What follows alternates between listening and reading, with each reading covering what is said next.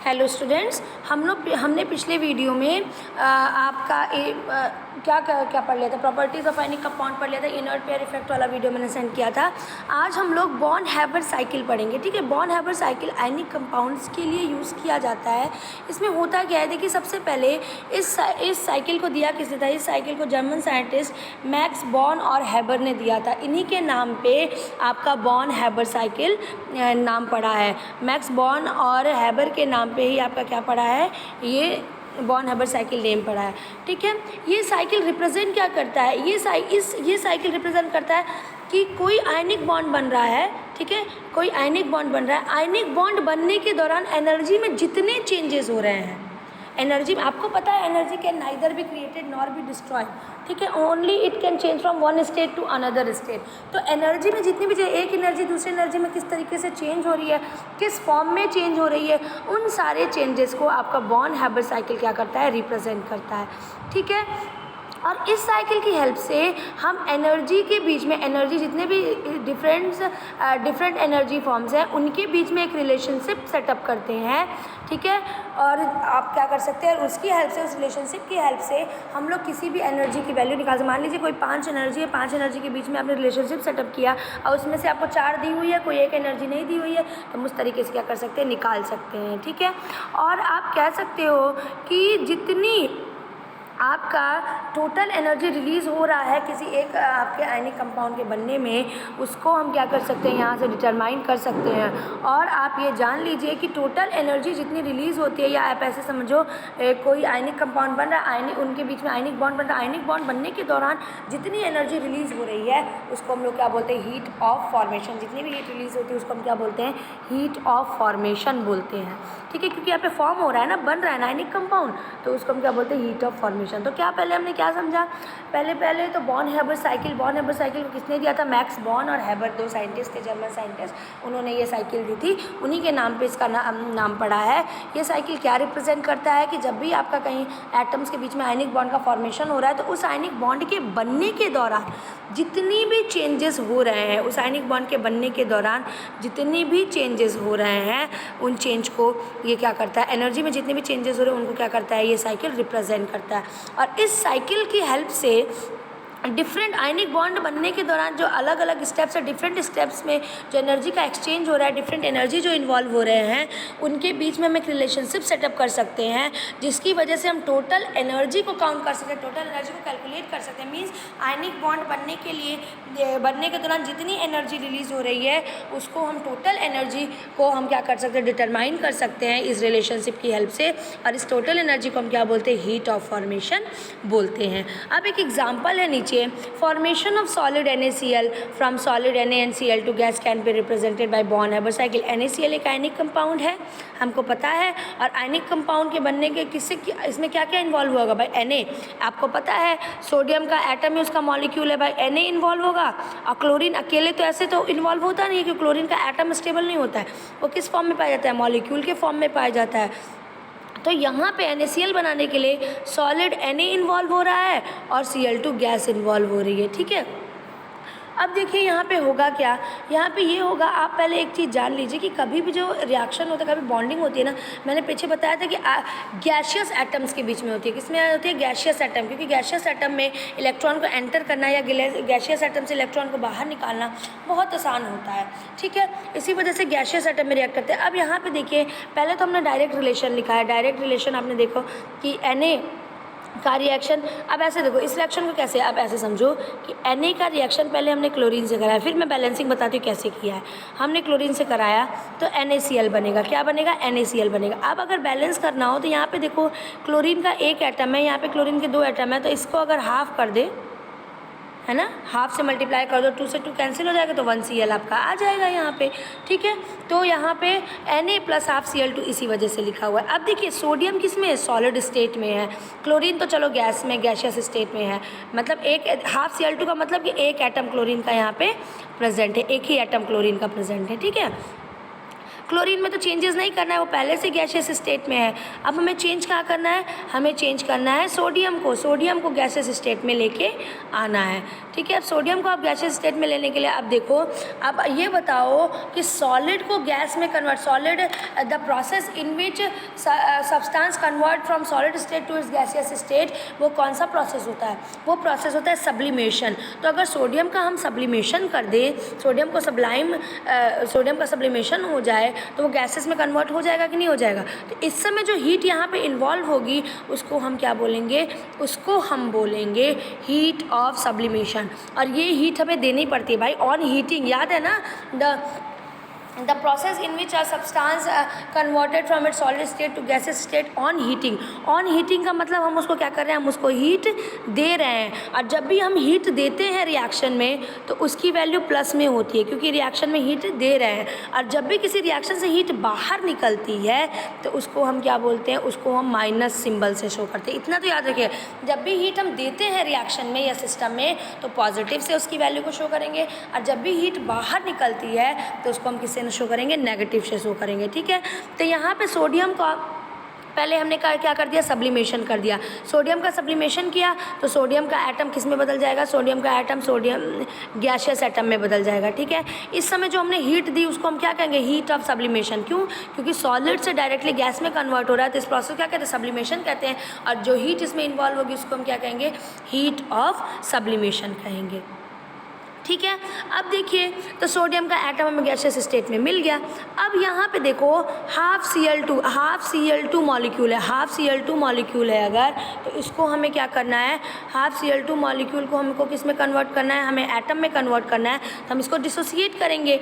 भाई half Cl2 molecule का मतलब क्या है, हाफ Cl2 मतलब आधा Cl2 मॉलिक्यूल है। और हमें रिएक्शन में करने के लिए क्या चाहिए, हमें रिएक्शन में करने के लिए उसको किस में कन्वर्ट करना पड़ेगा, एटम में कन्वर्ट करना पड़ेगा। तो हमको क्या कराना पड़ेगा, उसको डिसोसिएट कराना पड़ेगा। क्या करवाना पड़ेगा, डिसोसिएट मीन्स इसको तोड़ना पड़ेगा। ये जो Cl बॉन्ड है भले ही आधा हो, एक हो, कितना भी मॉलिक्यूल हो, भाई Cl बॉन्ड तोड़ोगे तभी तो हमें Cl मिलेगा अकेले।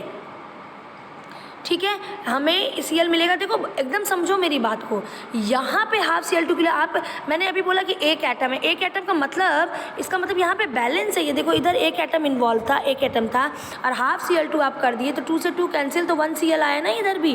तो इसका मतलब ये दोनों बैलेंस है। मगर अभी ये मॉलिक्यूलर स्टेट में है, ये एटॉमिक स्टेट में नहीं है। और एटॉमिक स्टेट में लाने के लिए हमको उसको क्या करना पड़ेगा, हमको उसको डिसोसिएट करना पड़ेगा। और डिसोसिएट करने का मतलब है कि इस बॉन्ड को Cl के बीच में जो बॉन्ड है उसको हमको तोड़ना पड़ेगा। और इस बॉन्ड को तोड़ने के लिए हमें क्या देनी पड़ेगी, एनर्जी देनी पड़ेगी, इसको हीट करना पड़ेगा। और जो हीट हम यहाँ पे देते हैं भाई, डिसोसिएट करने के लिए हम इसको हीट दे रहे हैं, तो यहाँ पे क्या होगा, हीट ऑफ डिसोसिएशन इन्वॉल्व होगा। हीट दे रहे हैं तो इस हीट की वैल्यू भी किस में होगी, प्लस में होगी ना, सिस्टम को हीट दे रहे हैं तो इस हीट की वैल्यू भी क्या होगी, प्लस में होगी। और भाई एक मॉलिक्यूल होता, अगर एक मॉलिक्यूल होता तो भाई हीट ऑफ डिसोसिएशन एक पूरा लगता है। बट आधा मॉलिक्यूल है तो इसको डिसोसिएट करने के लिए हमको क्या लगेगा, हमको हाफ डिसोसिएशन एनर्जी। मीन्स मान लो कि अगर एक मोल Cl2 है, हाफ मोल Cl2 को डिसोसिएट करने के लिए फॉर एग्जांपल मान लो 100 जूल एनर्जी लग रही है, तो आधे को करने के लिए क्या लगेगी, 50 जूल लगेगी। तो हमने क्या किया, इसका हाफ कर दिया, इसका क्या कर दिया, हाफ। ऐसे ही एक Cl2 करने के लिए मान लीजिए HD डिसोसिएशन एनर्जी लग रही है, तो आधे Cl2 मॉलिक्यूल को डिसोसिएट करना है तो क्या लगेगा, HD/2। तो ये HD/2 सिर्फ किस पे इन्वॉल्व हो रहा है, सिर्फ इस Cl2 मॉलिक्यूल पे हो रहा है, क्योंकि सोडियम तो पहले से ही एटॉमिक फॉर्म में एक ही एटम है और गैसियस स्टेट में, तो उसमें अब हम चेंज कर देंगे। अब दूसरा चेंज हम किस में कर रहे हैं, इसमें कर रहे हैं। तो हमने HD/2 डिसोसिएशन एनर्जी दी। अब ये Cl2 किस में बदल गया, Cl एटम में बदल गया। अब ये Cl2 किस में बदल गया, Cl एटम। यहाँ पे कुछ है नहीं बेटा, वो 2 मैंने गलती से लिए थे इसलिए इसको कट किया। Cl एटम बदले। अब देखो अब दोनों गैसियस स्टेट में आपका आ गए। अब क्या होगा, अब आयनिक बॉन्ड बनाना है, तो अब क्या चेंज लाने पड़ेंगे। अब आयनिक बॉन्ड बनाना है, अब ये तो न्यूट्रल एटम है, न्यूट्रल सोडियम एटम है, न्यूट्रल आपका Cl2 एटम है। अब आयनिक बॉन्ड बनाना है तो पहले सोडियम को कैटायन में बदलना पड़ेगा, सोडियम को Na+ में बदलना पड़ेगा, और Cl को Cl- में बदलना पड़ेगा। अब वो कैसे होगा, आपको पता है कि जब भी किसी न्यूट्रल एटम से आप इलेक्ट्रॉन को क्या करते हैं, रिमूव करते हो, तो उस समय ऐसे समझो कि किसी न्यूट्रल एटम से इलेक्ट्रॉन को रिमूव करने के लिए जितनी भी एनर्जी की ज़रूरत पड़ती है हम उसको क्या कहते हैं, आयोनाइजेशन एनर्जी कहते हैं। हमने पीछे पढ़ा है किसी न्यूट्रल एटम के आउटर मोस्ट ऑर्बिटल से इलेक्ट्रॉन को रिलीज़ करने के लिए जितनी एनर्जी की ज़रूरत पड़ती है हम उसको क्या बोलते हैं, हम उसको आयोनाइजेशन एनर्जी बोलते हैं। क्या बोलते हैं, आयोनाइजेशन एनर्जी बोलते हैं। अब सोडियम को Na+ में बदलना है तो इसको भी भाई आयोनाइजेशन एनर्जी देनी पड़ेगी कि नहीं देनी पड़ेगी।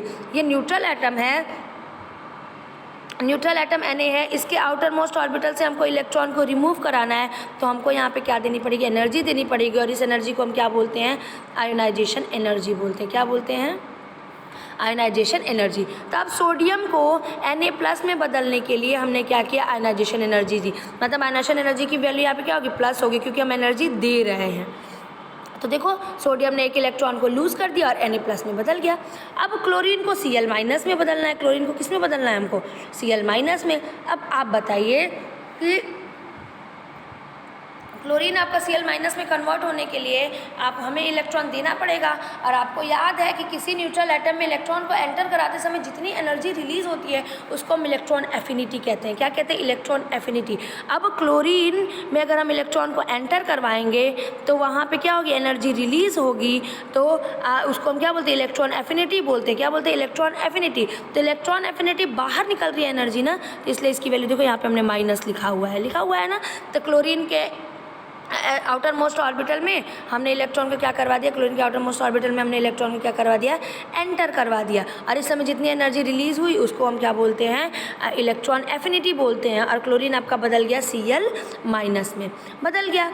अब देखो, अब दोनों आपके आयंस में क्या हो गए, कन्वर्ट हो गए। आपका सोडियम भी और आपका क्लोरीन भी। सोडियम बदल गया Na+ में, मीन्स कैटायन में, और क्लोरीन आपका बदल गया Cl- में। अब ये दोनों Na+ और Cl- आपस में क्या कर जाएंगे, रिएक्ट कर जाएंगे, आपस में जुड़ेंगे, आपस में आयनिक बॉन्ड बना लेंगे। हमने आयनिक बॉन्ड का फॉर्मेशन पढ़ा है।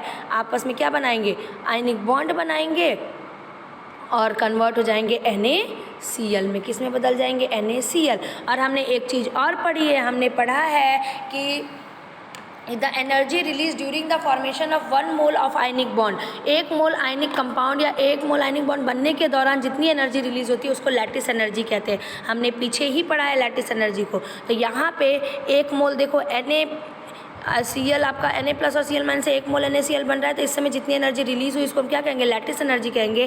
और ये रिलीज़ हो रहा है इसलिए देखो इसको आगे क्या लगा हुआ है, माइनस लगा हुआ है।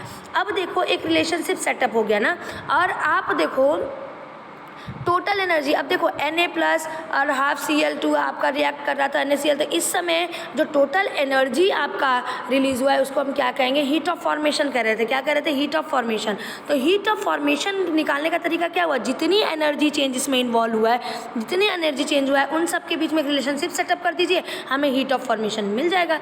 अब हीट ऑफ फॉर्मेशन है रिलीज एनर्जी है ना, जो एनर्जी रिलीज़ हो रही है उसको हम हीट ऑफ फॉर्मेशन बोल रहे हैं। तो इसीलिए उसको देखो स्मॉल u से डिनोट करते हैं।